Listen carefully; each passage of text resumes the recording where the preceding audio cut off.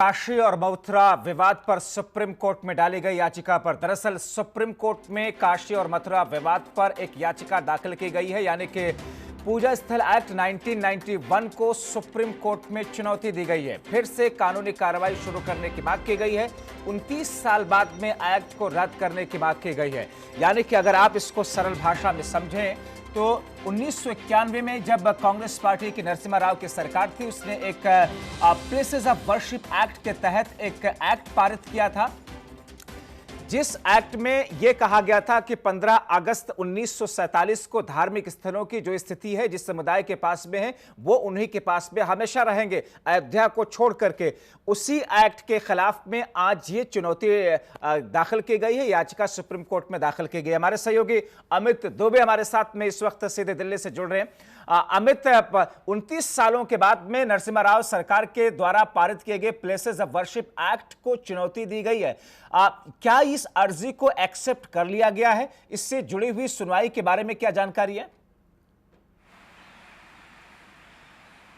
देखिए, अभी तक सुनवाई कब होगी इस बात की कंफर्मेशन नहीं हुई है, लेकिन फिलहाल याचिका जो है वो विश्व भद्र पुजारी महासंघ की तरफ से यहाँ पे डाल दी गई, जिसमें 1991 एक्ट को चुनौती दी गई। साफ तौर पे चूंकि अयोध्या का जब विवाद था तभी काशी और मथुरा की बात करें वो भी विवाद साथ में लगे हुए थे, और उसके बाद ही जिस तरह से ये एक्ट आया था नरसिम्हा राव सरकार में कि 15 अगस्त 1947 की स्थिति, यानी जो मस्जिद थी वो मस्जिद रहेगी, जो मंदिर था वो मंदिर रहेगा, और जो जितने धार्मिक स्थल है, चाहे गुरुद्वारे की बात करें या चर्च की बात करें, तो सभी की स्थिति वैसी ही रहेगी। उस एक्ट को यहाँ पे चुनौती दी गई है।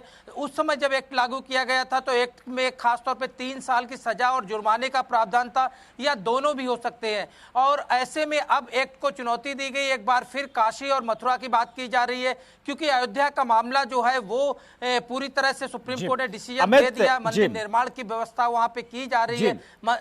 अमित, आपकी कानूनी जानकारों से बात हुई होगी या उस संस्था से जिन्होंने याचिका दाखिल की है, क्या इस पूरे मामले पर सुप्रीम कोर्ट का विवेक सामने आएगा, या इस मामले में तर्क भी हैं जिन तर्कों के आधार पर जिन ग्राउंड पर यह एक्ट रद्द किया जा सकता है? देखिए, जब नरसिम्हा राव सरकार के दौरान एक्ट बना था तो सबसे बड़ी चीज ये थी, अयोध्या विवाद उन दिनों चरम पे था, और अयोध्या में जो बाबरी मस्जिद का विध्वंस हुआ वो एक दिन में नहीं हुआ। इसके लिए कितनी तरह की रणनीति हुई, कितनी बार जो है प्रयास किया गया, और उसके बाद फिर बाबरी मस्जिद को वहां पे विध्वंस किया गया, जिसके लेके तमाम तरह की चीजें हुई, कानूनी केस भी हुए, और उसके बाद फिर डिसीजन भी आया। तो एक दिन का मसला नहीं था, और यही वजह थी कि उस समय इस एक्ट को पारित किया गया, जिससे इस तरह के विवाद जो है आगे ना बढ़ पाए और यथास्थिति बनी रहे।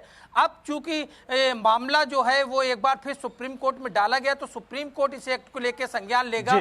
क्या जो ये एक्ट और इसके लिए इंतजार करना पड़ेगा। अमित जी, बिल्कुल ठीक आप कह रहे हैं कि आगे क्या स्थिति होगी सुनवाई को लेकर के, उसके बाद की शक्ल क्या बनेगी देखना महत्वपूर्ण होगा। बहुत शुक्रिया फिलहाल इन तमाम जानकारी के लिए।